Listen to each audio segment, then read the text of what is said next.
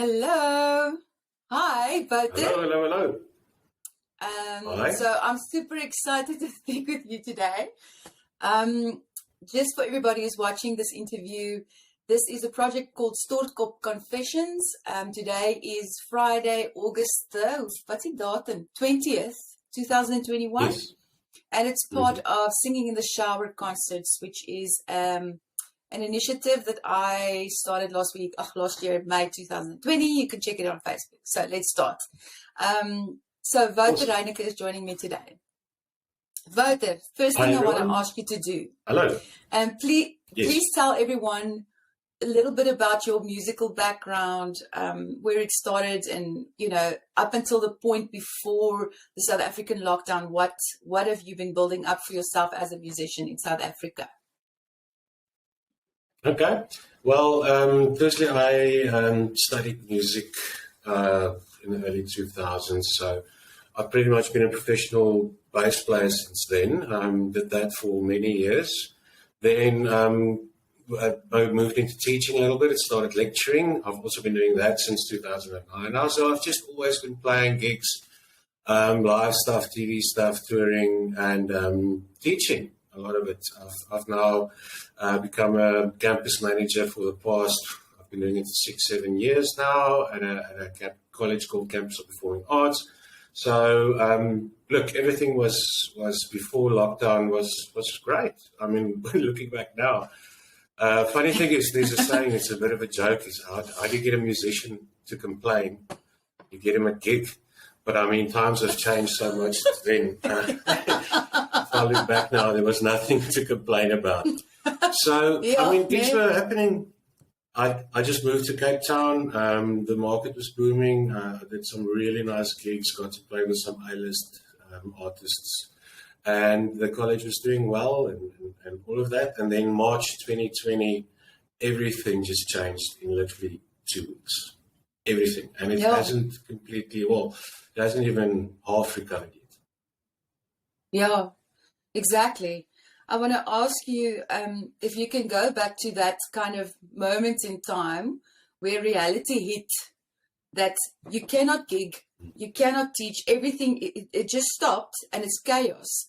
I want you to tell me, what were your thoughts, your mental thoughts, your emotions, and the type of plans that you came up with in the beginning in comparison to, let's say, the last year and a half?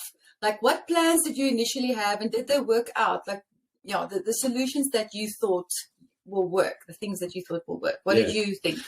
So to start off with, I thought it would be a nice 3-week break. As I say, things were busy, so it wasn't that bad. So, but obviously quickly we realized it's going to go longer. So we started with the college. We immediately started. I know the schools shut and the university shut for an early holiday, but we immediately, after 2 weeks of us just trying to figure out where this thing's going, we immediately started moving to an online platform. We started using Zoom, and we graduated that whole 2020 group through online classes only. I think we went back on site at the end of the year to do the assessments, but we successfully had a great pass rate and everything, similar to other years. And to me, I'm quite proud of that. That kept me busy. So that changed. I worked from home from 8 o'clock in the morning to 5 o'clock there was just no time to go to the shops or wander around. It wasn't like working from home with freedom at all. But that kept me busy and it kept me going. So that changed a lot. But obviously with gigs not happening, it was a big challenge to try and stay relevant and still top of people's minds as a session bass player, and also to explore how you can almost just try and survive and keep busy musically, because that was important. In the beginning, it was just about just playing for playing, because to keep going, doing streams, doing little videos, recordings, writing stuff, learning new skills along the way. I've set up a little home studio. So yeah, you had to quickly adapt. And I think that's the same story, similar story to most of the guys. But being able to adapt doesn't necessarily mean you're back at where you started financially or emotionally. as well. So Exactly. We all had to adapt, but again, like we're still looking for um, that security that we had. We're still looking for yes, that. You know, it's still not there. So it's fantastic that we have new skills, but like you said, we're still not there. Um, I want to ask you something sure. about a performance career and also being a music teacher.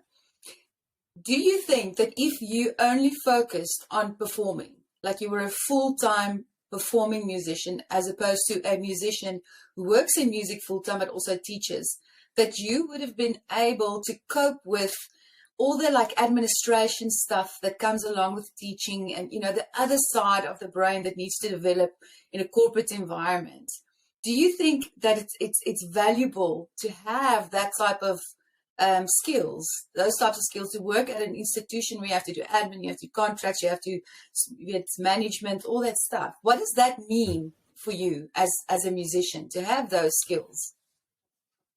Yeah, look, it's extremely important these days. It wasn't always, obviously. I mean, back in the day, you can just look at all the successful artists that, I mean, some of them were, but many of them didn't have a clue about the music business. Elvis, for one, he was managed by that colonel, I forgot his name now. But I mean, if it wasn't for that partnership, Elvis would, as a brand, not really have existed. So musicians will always, because it takes so much time and it takes a certain type of personality that doesn't really lend itself to organizational skills, networking, stuff like that. And if you look, so it's difficult to find someone that's talented, that's willing to go the hard yards, and also have business savvy. That's why there were always teams around these people. But these days, with the market being completely different now, it's almost more important to have the business skills to be able to tell yourself and to network and set up, structures and get a team together, than it is to be a very good musician. Because at the end of the day, these days anyone can play, anyone can record. There's no gatekeepers left. So That's it. what are you going to do on top of that?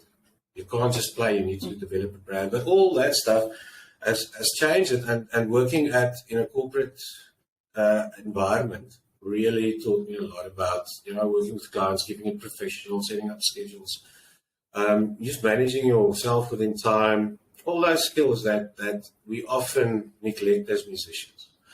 It's not because we're lazy, I think. It's just due to the way our lives are structured and what we need to do on a daily basis, we kind of forget about that stuff. But the market has changed so much that if you do forget about that stuff these days, you're going to get left behind. Oh, I think so. Because I kind of saw that there are many musicians who performed full time. They've never taught ever. And now they started teaching for the first time in 20 years. And that's something that's, Yes. it almost feels like, okay, that's like plan B, and I can just quickly go to that and teach. But to teach is really a profession on itself. It really is something separate. Obviously, you need the theoretical knowledge and all that other stuff, but it is also a separate skill and a talent to have, I think. But I agree. luckily, we have that avenue. You have that avenue to do it. It's just not as easy as you might think, vice versa for the business side and the performance side. So I think we need to diversify, I guess, and become versatile in what we do. Yeah, Yeah. that's definitely true. I mean, we need to, if you can do that, it's great. But like you said now, it feels like a plan B, because now we can't perform, so you quickly get a few students. For me, it was a natural progression because I have taught for a very long time already. I've got a bunch of students now. I try to teach a certain kind of student, adults and guys that actually gig and stuff, which is I enjoy that. Yes. But I feel sorry for guys that have to now dig deep. Like you said, they've been playing for 20 years, like all this knowledge, but now they need to kind of figure out a way to be comfortable over Zoom, teach it. A lot of them are probably very good at it, but I mean that can't be nice to go from there having to teach guys on Zoom if it's not really in your value system. If it's not something that you set out to do, because like you rightly say, teaching is a calling as well, and you need a certain kind of personality and, well, not personality, but you need to enjoy it. similar to playing Yeah. music. It's not fun to practice. So there's lots of stuff that's crap, but when you're playing with other musicians, that's where it's at. So teaching, there's lots of stuff behind the scenes that you need to work on to be able to be an effective teacher. And it's also not that easy to get students. You think that if you're the most famous guitarist in the country, people would run to you, but it's not. It doesn't really work like that. That's exactly what I wanted to ask you next. The people who have the famous faces can rely on that to get work in. I mean, if any famous singer in our country decides that she wants to give singing lessons, then people will go to her because they know her face and they love her music and everything. But like, I wonder about session musicians like yourself, a person who gets booked in bands or in recording sessions. You know, what do you have to rely on? And you guys are very much a part of the success of those people with the faces that they can rely on, the famous faces. So you are part of that structure, really. And it almost feels like, you know, where do you guys go there now? So like you say, it's hard. Nobody's just going to come running to Raymond Green or to Flourish or to Vinny. You know, those are the people that I look at when I watch TV and I say, you see Big Five here on TV. You know, then I'm interested in them. But that's the thing. So anyway. Yeah, I agree. And the thing is, I lost my train of thought now slightly.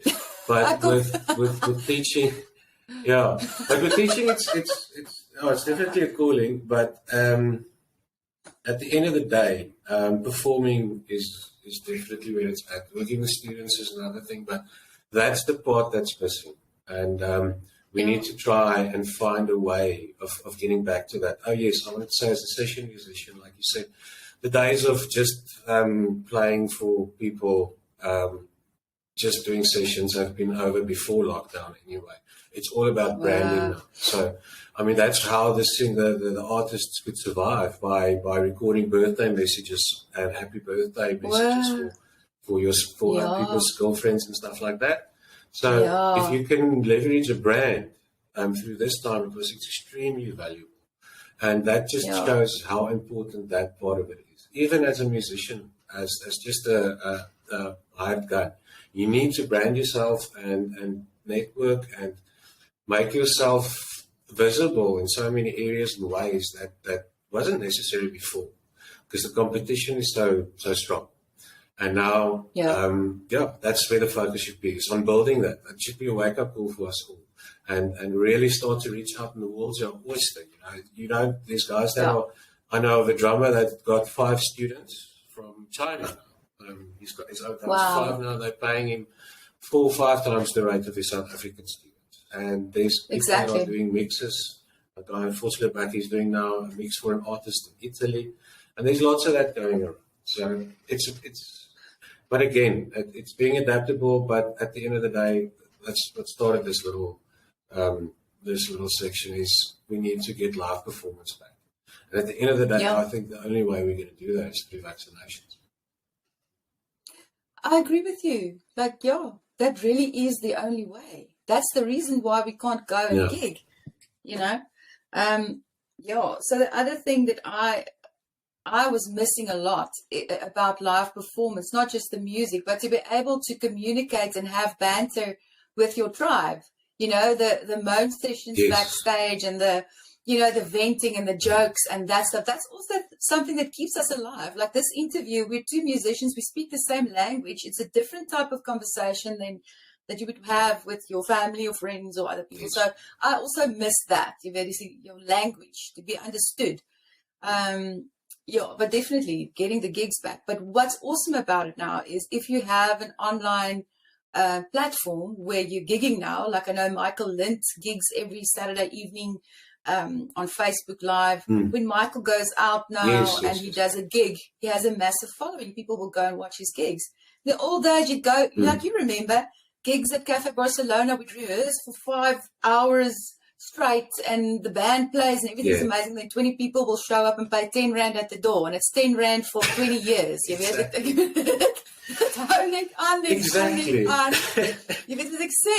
Dit bly 10 Rand per keer. 20 Rand op, jy weet? So that's the thing. Thank God for this whole change, eh? Very much so. Yes, Very much because so. it honestly has also put a value on, it's stressed that or it's on a spotlight on the value that musicians bring, because all of a sudden, I know there was big support through the first two lockdowns, but I think people have just run out of the capacity to really go beyond helping anyone but themselves. But Yeah. the musos need to now, again, through this lockdown, had to stop everything. Now everyone's picking everything up again. And the next lockdown is going to be October, November, they said. So we're looking at maybe 6 weeks where you can make a buck, pay a few bills, and then it's back to chilling again. So sure, and there is no excuse. You need to adapt. It's the way the world is. But it would be nice if there was some kind of government support at some stage. I know there's been some stuff, but not enough, I think. And if, like we said, vaccinations, man, we can get back. I heard on a radio station this morning, some health ministers talking, or deputy minister, and he said that by December, if everyone now jumps in and gets the vaccine, we could be, it could be different. We could have a better Christmas. We could have a better 2022. But if it's not, if we're not going to meet the targets, it's going to just prolong this whole thing indefinitely, I think. Exactly that. No, it's a bit I wanted to ask you, but, depressed. We had this conversation last week, Mosne, and I remember you mentioned, we spoke specifically about Toomsa because we're constantly referring to support and having something from government, and government gave the grants and everything. And I remember you mentioned that on our side, musicians' side, our admin needs to be right, because if you didn't have your tax information, all that stuff ready and correct, then you didn't qualify for a grant. So that's also the thing that we need to check. But it feels like it's all like a big fat ocean, and I don't know where I am most of the time. So how do we know? Like, I just Googled trade union South Africa and came across Toomsa, and they're very young, but 2 years or 3 years young. So it's like, oh, okay, cool, let's join and see what they're doing. So it's almost like, why isn't everybody on board with that and part of that union and informed about what we need? Because I remember going to SAMRO meetings, the AGM meetings, and then there's health crowd people, and then here and there someone would stand up and ask questions, and then I'll go, kyk, mens, waar kom jy vandaan? Jy weet, like, didn't you know that? Or then somebody else would ask something, I'm like, oh my word, I didn't know that. So it feels like nobody knows what's going on, and nobody wants to read. Ons is nie lus vir papiere nie. But we want to stand together. I most definitely want that to happen.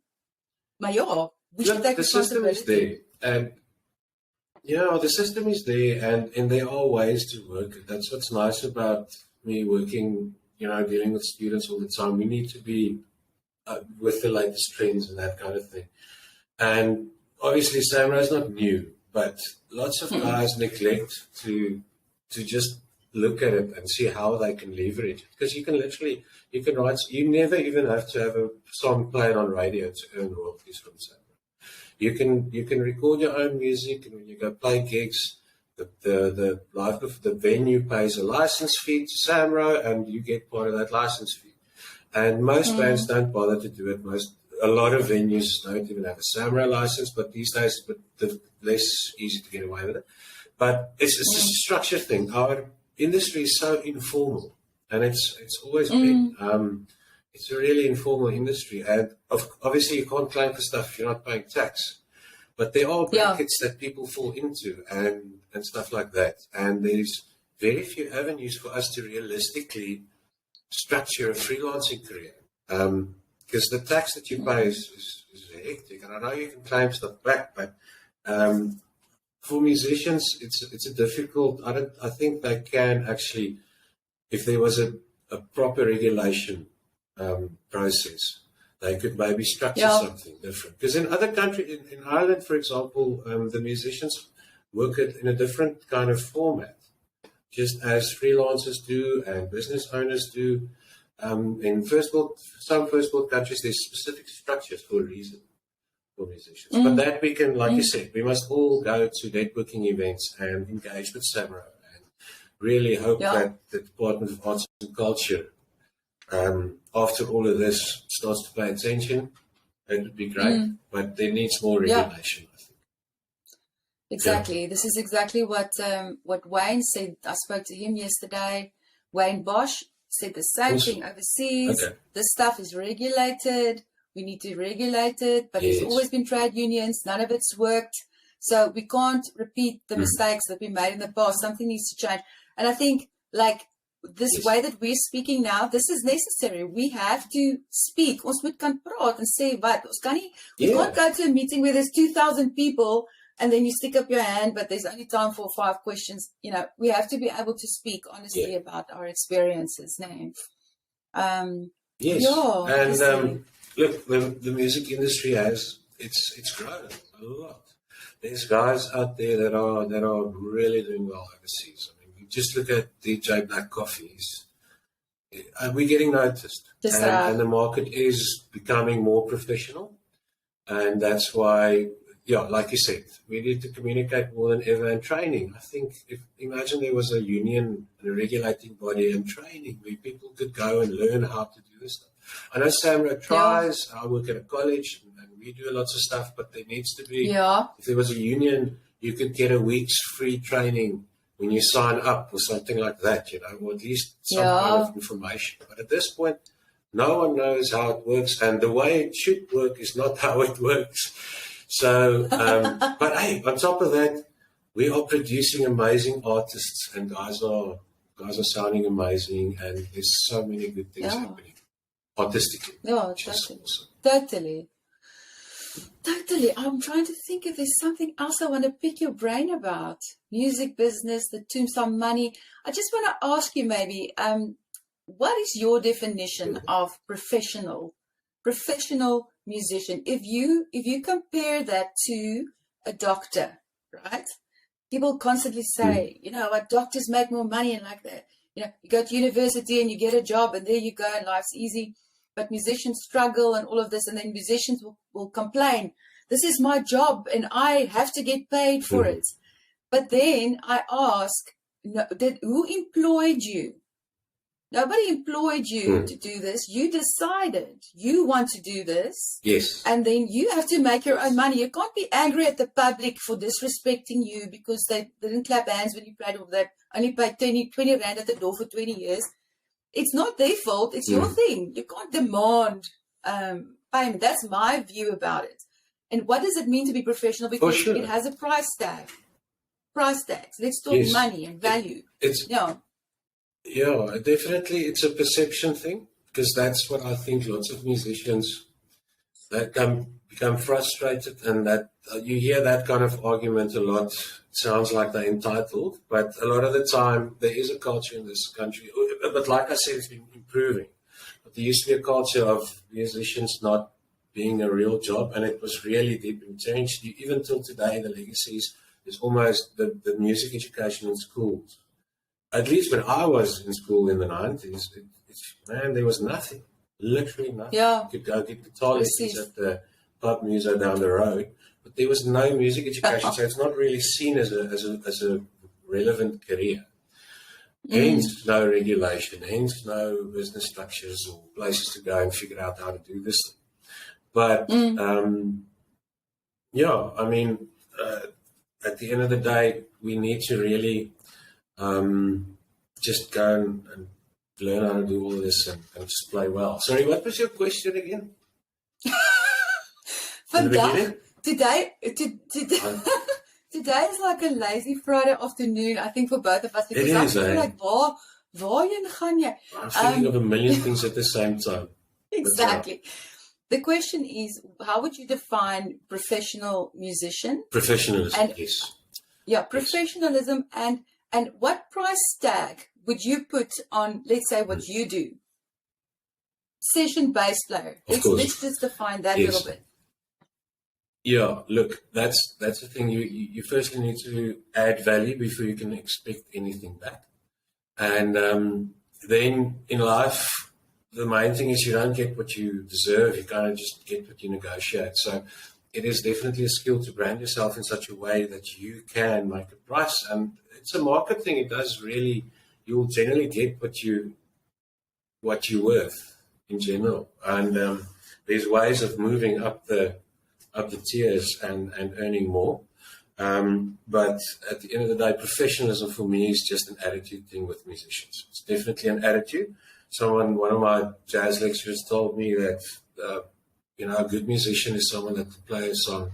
They learn a song until they can get through it.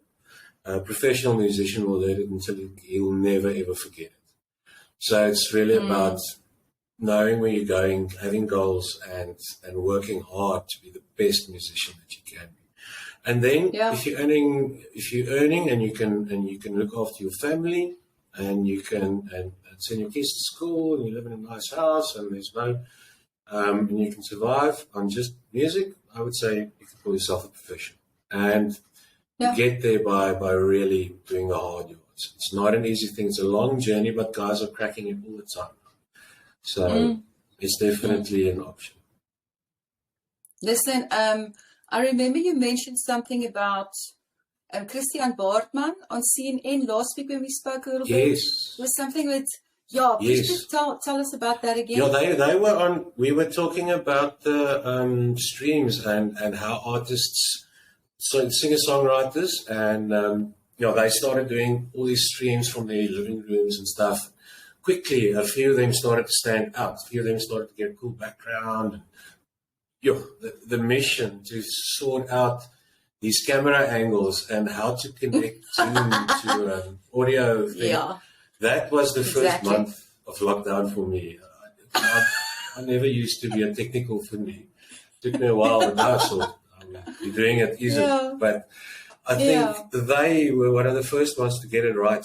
Quickly, got killer sound, got lights in there, everything, cool background, and they were playing, I think, for 31 days. I don't know if they stopped, but after about 31 days, they had an interview on CNN, I think on the Africa section. But they had an interview live on CNN talking to the world about how they've been doing at least one stream a day for 31 days.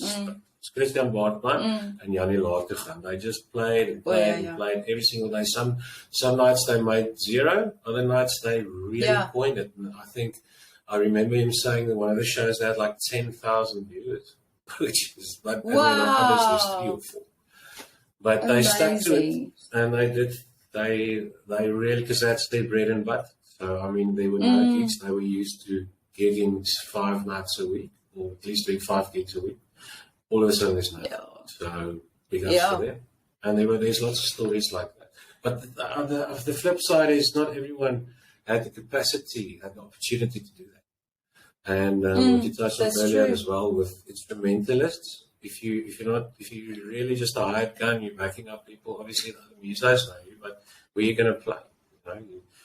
And guys like that had to dig deep, like myself, and start new projects and really drive stuff themselves. You don't have to be the front. You can call up a bunch of guys and start driving the project. Like you mentioned the band that you're part of now, Ashley. Just say the band name. I started another band, Ashley Hilton and the Stash Band. It's very cool. Yes. It's a bunch of musos. It's the coolest group of guys. It's very nice. You can go check them out on YouTube. Ashley Hilton and the Stash Band. Very cool. Ashley Hilton and the Stash Band. And you guys were on Espresso also recently. So that's really cool. We did that whole thing. Woke up at 4 o'clock and went to the breakfast show. Who was that? So that's also on YouTube. It's always great. Always great. Oh, lekker. Listen, I want to make another comment about what Christian and them did. Musicians, freelance people have to create work for themselves all the time. And I think once you're in practice with that, that's something that if it's something you do constantly, it almost comes naturally and more easier than it would if you didn't have to create work for yourself the whole time. And I think that's exactly what happened with Christian and them. They started doing stuff and then it happened. It happened for them. It's not like they just gave up. It's like that perseverance and create. We teach a subject called entrepreneurial practice, and in that, the first term, they need to identify characteristics of entrepreneurs and study all about that. So Definitely, sure. Everything we said today is something that entrepreneurs possess naturally, but the rest of us can learn that stuff, and that is about making sure if you have your own business, tomorrow's never a certainty, and if you're earning a salary, That's or true. if you've used to earning a salary, or even for musicians, you've got all these regulars, it's pretty safe and tight, and then all of a sudden there's nothing. It's not in everyone's natural abilities to just get up and try something else. And that's a reality. It takes time and effort to learn these skills. Other guys might be very good at it naturally, and that's for different personality types. And the thing to realize is that there are lots of guys that I'm not going to say unable, but they don't have the opportunities and they just haven't found a niche yet, and they are still struggling big time.